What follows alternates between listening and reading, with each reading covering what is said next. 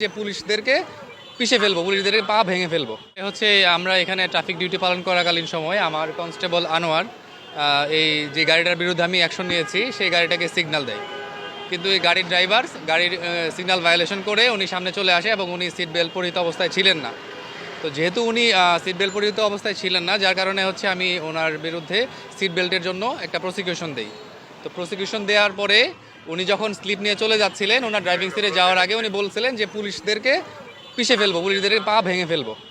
তো যার কারণে ওনাকে আমি আবার ড্রাইভিং সিট থেকে নিচে নামানোর পরে যেহেতু উনি কি পুলিশকে একটা হুমকি স্বরূপ কথা বলেছেন, পুলিশের সাথে খারাপ আচরণ করেছেন, যার কারণে ওনার গাড়ির বিরুদ্ধে আমি ব্যবস্থা নিই এবং গাড়িটাকে আটক করে দিই। এবং আপনারা ওইখানে উপস্থিত ছিলেন এবং এই গাড়িটাকে এখন আমরা হচ্ছে ডাম্পিংয়ে পাঠায় দেওয়া হয়েছে। আর গাড়ি যারা যাত্রী ছিলেন, যাত্রীদেরকে আমরা অন্য একটা গাড়ির ব্যবস্থা করে ওনাদের গন্তব্যে পৌঁছানোর ব্যবস্থা করেছি।